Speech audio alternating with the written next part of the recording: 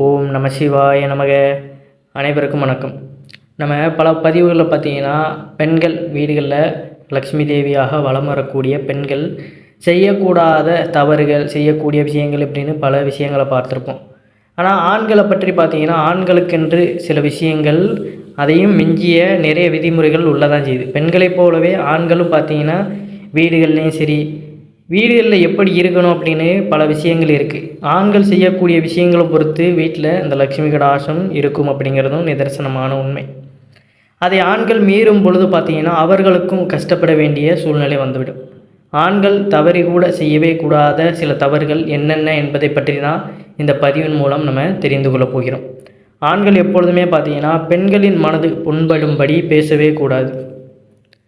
ஒவ்வொரு வீட்டிலையும் இருக்கக்கூடிய லக்ஷ்மி கடாட்சம் நிறைந்த பெண்களை எப்பொழுதுமே ஆண்கள் தரக்குறைவாகவோ இல்லை தவறாகவோ பேசும் பொழுது என்னாகிறது என்றால் அந்த வீட்டில் லக்ஷ்மி கடாட்சமும் போயிடும். அந்த வீட்டினுடைய பெண் எந்த அளவிற்கு கஷ்டப்படுகிறார்களோ அந்த அளவிற்கு அந்த குடும்ப சூழ்நிலையும் மாறிவிடும் அப்படிங்கிறது நிதர்சனமான உண்மை. பெண்களை எப்பொழுதுமே பார்த்தீங்கன்னா துன்புறுத்தக்கூடாது. அதிலும் குறிப்பாக வெள்ளிக்கிழமை என்று வீட்டில் இருக்கும் பெண்கள் மனது கஷ்டப்படும்படி ஆண்களின் வாயிலிருந்து வார்த்தை வரவே கூடாது. பெண் குழந்தைகள் தவறு செய்திருந்தாலும் அவர்களை திருத்துகின்றேன் என்று சொல்லி பெண் குழந்தைகளை அப்பா கை நீட்டி அடிப்பது கூட தவறு தான். அதிலும் குறிப்பாக இந்த தவறை வெள்ளிக்கிழமைகளில் பார்த்திங்கன்னா செய்யவே கூடாது. குடும்ப சூழ்நிலை காரணமாக பார்த்திங்கன்னா சில பேர் கடன் வாங்க வேண்டிய சூழ்நிலை ஏற்படும்.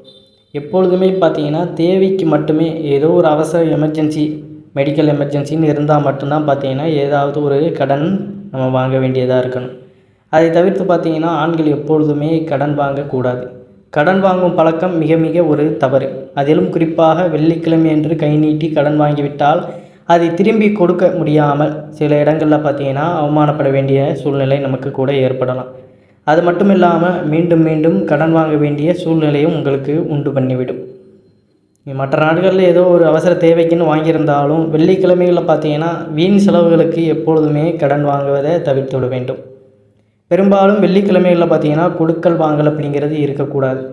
ஆனால் சில பேர் பார்த்திங்கன்னா வெள்ளிக்கிழமையிலும் கடன் வாங்கத்தான் செய்கிறாங்க. இப்படி வாங்குவதனால பார்த்திங்கன்னா அது நம்ம திரும்ப செலுத்த முடியாமல் மென்மேலும் கடன் வாங்கக்கூடிய ஒரு சூழ்நிலை நமக்கு ஏற்பட்டு விடுவதாக ஒரு ஐதீகம் உண்டு. அதனால் மேக்சிமம் ஆண்கள் பார்த்திங்கன்னா கடன் வாங்குவதை தவிர்த்து விடுவதே மிகவும் நல்லது. இருப்பதற்குள்ளேயே அந்த குடும்பத்தை ஸ்மூத்தாக கொண்டு போவதற்கு முயற்சி செய்யணும். கடன் வாங்காமல் நம்ம எப்படி கஷ்டப்பட்டு உழைத்து முன்னேறுவது அப்படிங்கிற வகையில் பார்த்திங்கன்னா நீங்கள் யோசிப்பது தான் இந்த குடும்பத்தை நல்ல முறையில் கொண்டு செல்லும் அப்படிங்கிறது.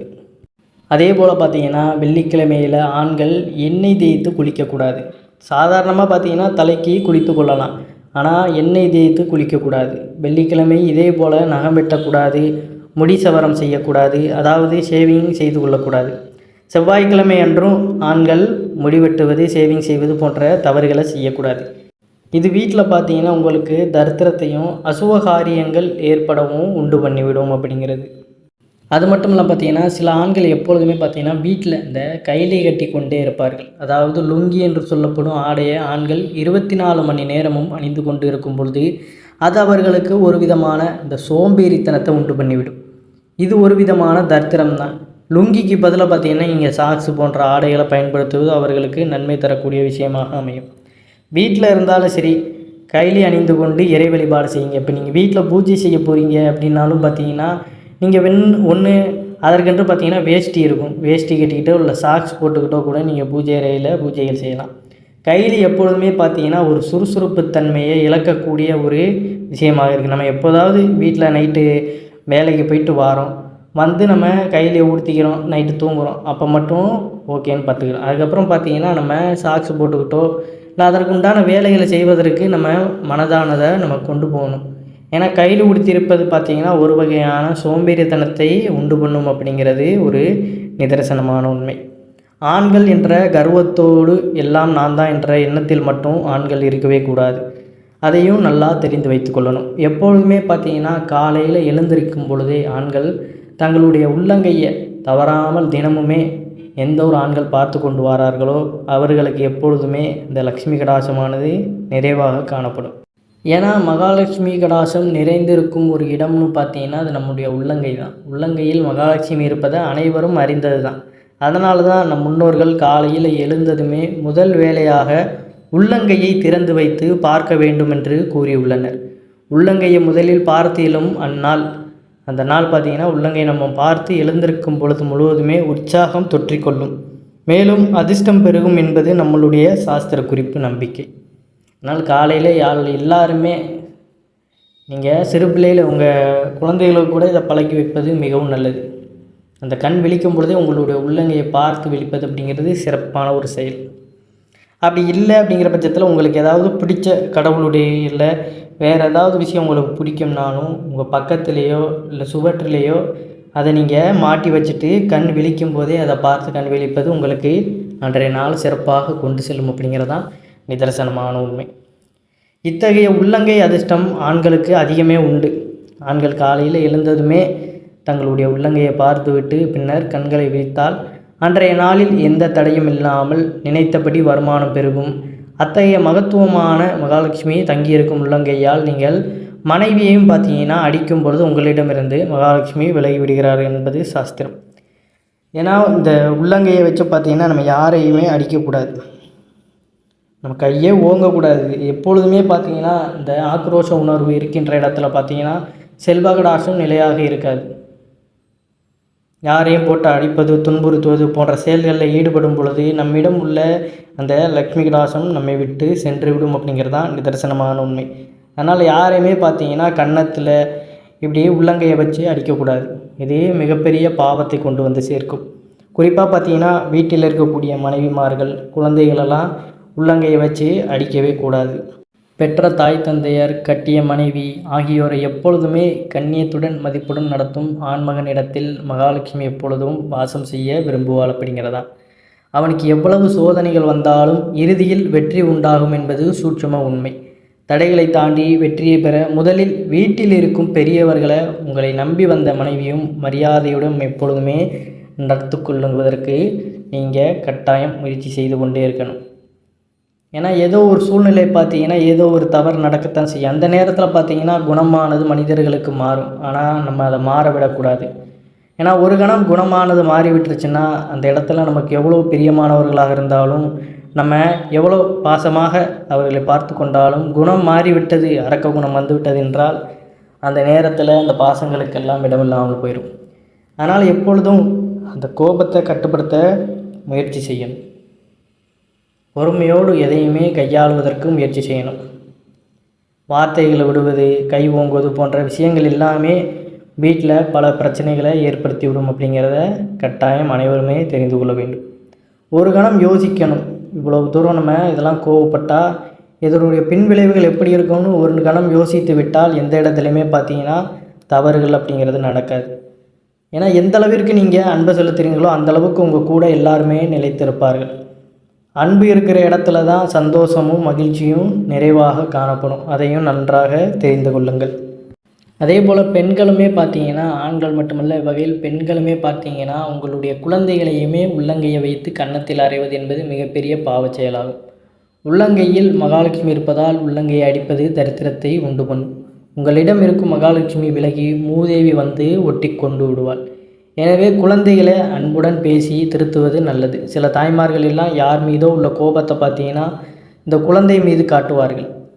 இதெல்லாம் இப்போ நிறைய வீடியோவில் கூட நீங்கள் பார்த்துருப்பீங்க. அந்த குழந்தைய போட்டு படாத பாடுபடுத்துவாங்க. இதெல்லாம் ரொம்ப ஒரு தீண்டத்தகாத ஒரு செயல். இப்படி இருக்கின்றவங்களுக்கு பார்த்தீங்கன்னா அந்த குழந்தைகளை பிடிங்கிறது பக்கத்தில் இருப்பது ரொம்ப ஒரு மோசமான விஷயம். பொறுமையோடு கையாளணும். ஏன்னா அந்த குழந்தைக்கு எது சரி எது என்றே தெரியாது. ஒரு குறிப்பிட்ட வயது வரும் பொழுது நம்ம சொல்லி கொடுத்து தான் அதுக்கப்புறமே அது புரிய வரும். அதனால் குழந்தை அழுவுது, ஒரு விஷயத்தை தெரியாமல் செஞ்சிருச்சுன்னா அதை அன்பாக சொல்லி நம்ம புரிய வைக்கணும். அதுதான் பார்த்தீங்கன்னா நல்ல ஒரு தாய்க்கு அழகு. அதை விட்டுட்டு பார்த்தீங்கன்னா தேவையில்லாமல் அடிப்பது, விஷயங்களில் ஈடுபடுவது அப்படிங்கிறது ரொம்ப ஒரு தரித்திரத்தை உண்டு பண்ணக்கூடியது. அதே போல் பார்த்தீங்கன்னா குழந்தைகள் இருக்கின்ற வீட்டில் எப்பொழுதுமே கணவன் மனைவி இருவருமே பார்த்தீங்கன்னா அவதூறான வார்த்தைகளை பேசி சண்டை போடுவது அப்படிங்கிற விஷயங்களை ஈடுபடக்கூடாது. இது பிற்காலத்தில் பார்த்திங்கன்னா அந்த குழந்தைகளுக்கும் அது பழக்கமாகி அவர்கள் திடீரென்று பார்த்திங்கன்னா இந்த வார்த்தைகளை விளையாட்டாக கூட சொல்லும் பொழுது உங்களுக்கு அந்த நேரத்தில் கஷ்டப்படுற மாதிரி ஆயிரும். அதனால் குழந்தைகள் இருக்கின்ற வீட்டில் கணவன் மனைவி இருவருமே எப்பொழுதுமே சண்டை சச்சரவுகளில் ஈடுபடக்கூடாது. எவ்வளவு தவறுகள் செய்திருந்தாலுமே அதையெல்லாம் அன்பான வகையில் புரியும்படி எடுத்து சொல்லி திரும்ப திரும்ப பார்த்தீங்கன்னா அந்த தவறுகளுக்கான தண்டனையை பார்த்தீங்கன்னா வேறு மாதிரி நீங்கள் கொடுக்கலாம். அதாவது அடித்து தான் திருத்தணும் இல்லை, வேறு மாதிரியான பனிஷ்மெண்ட் கொடுத்து நீங்கள் அதை திருத்தலாம். அதை விட்டுட்டு பார்த்தீங்கன்னா ரொம்ப தீண்டத்தகாத சொற்களில் பேசி குழந்தைகளை துன்புறுத்துவது அப்படிங்கிறது நமக்கு அது ஒரு கஷ்டங்களை தான் கொண்டு வந்து சேர்க்கும். எப்போதுமே வீட்டில் இருக்கக்கூடிய ஆண்கள் வேலைக்கு போயிட்டுட்டு திரும்ப வீட்டிற்கு வரும்பொழுது அங்கே ஏதாவது ஒரு விஷயங்கள் நடந்துட்டு இருந்ததுன்னா அதை போட்டு குழப்பி வீட்டில் இருக்கவங்கமிடம் காட்டிவிடக்கூடாது. உங்களுக்கு இருக்கும் மன உளைச்சல் பார்த்தீங்கன்னா உங்கள் குழந்தைகள் மீது நீங்கள் காண்பித்தால் உங்களிடம் இருக்கும் செல்வ வளம் குறையும். வீட்டில் இருக்கும் மற்றவர்களிடத்துலையும் பார்த்தீங்கன்னா நீங்கள் அந்த விஷயங்கள், அதாவது இப்போ நீங்கள் ஆஃபீஸில் வேலை பார்க்குறீங்க, ஏதாவது ஒரு பிரச்சனை அங்கே நடந்திருக்கும், அந்த மைண்டில் பார்த்தீங்கன்னா அதை வச்சுக்கிட்டு வீட்டில் வந்துக்கிட்டு யாராவது நல்லா சிரித்து பேசினாலும் அது உங்களுக்கு ஒரு மாதிரியும் எரிச்சலாக தான் உண்டு பண்ணும். உடனே பார்த்தீங்கன்னா அந்த இடத்துல நம்ம சடனாக அங்கே எரிச்சப்படக்கூடாது. அது அங்கேயே வாசப்படியோடையே அந்த விஷயங்கள் எல்லாத்தையுமே நம்ம கழட்டி வைத்து விட்டு வீட்டிற்குள் வரும் பொழுது எந்த ஒரு மனநிலை, வீட்டில் நம்ம எப்படி இருப்போம் எப்பொழுதும் அந்த ஒரு மனநிலைக்கு மாறிவிடணும்.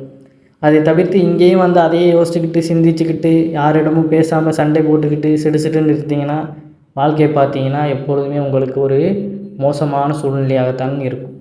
அதெல்லாம் அப்பயும் மறந்துடணும். அதை திரும்ப நம்ம அங்கே போகும்பொழுது தான் யோசிக்கணும். அதை விட்டு வீட்டில் உள்ளவர்களிடம் எப்பொழுதுமே மகிழ்ச்சியாக சந்தோஷமாக இருக்கும் பொழுது தான் ஆண்களுடைய முன்னேற்றம் அப்படிங்கிறது எப்பொழுதும் சிறப்பாக இருக்கும். வீட்டில் இருக்கும் லட்சுமி கடாசமும் விலகாமல் இருப்பதற்கு இது வழிவகை செய்யும். பிறகு தொட்டதெல்லாம் தோல்வியை தான் தழுவும். தவறுகளே செய்து கொண்டிருந்தால் இந்த மாதிரி செடு இருந்தால் அதெல்லாம் தோல்வியை தான் தரும். ஆண்களாக இருந்தாலும் பெண்களாக இருந்தாலும் குடும்பத்தை பொறுத்தவரை நல்ல முறையில் சிரிச்ச முகத்தோடு தெய்வ கடாட்சத்தோடு கொண்டு போனோம்னா இந்த விஷயங்கள் எல்லாத்தையுமே நினைவில் கொண்டு பின்பற்றுங்க.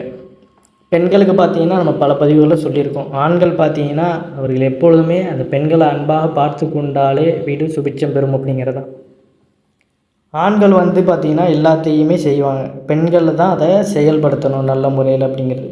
அதனால் இருவரும் ஒருவர் புரிந்து கொண்டு நல்ல முறையில் அந்யோன்யத்தை வளர்த்து கொண்டு போகும் பொழுது குடும்பம் சிறப்பாக போகும் அப்படிங்கிறது தான் நிதர்சனமான உண்மை. அதனால் சாஸ்திர சம்பிரதாய விஷயங்களையும் கடைபிடித்து வாருங்க. எப்பொழுதும் மனதை ஒருநிலைப்படுத்தி நல்ல சந்தோஷமான சொற்களையே வீட்டில் பேசுங்க, நல்லதே நடக்கும் அப்படிங்கிறது தான் நிதர்சனமான உண்மை. மேலும் இதுபோல் பல தகவல்களை தெரிந்து கொள்வதற்கு தொடர்ந்து நம்மளுடைய சேனலை சப்ஸ்கிரைப் செய்து வைத்துக் கொள்ளுங்கள். அனைவரும் என்றும் இறையருள் பெற்று நலமுடன் வாழ வேண்டும். நன்றி, வணக்கம். ஓம் நம சிவாய நமக.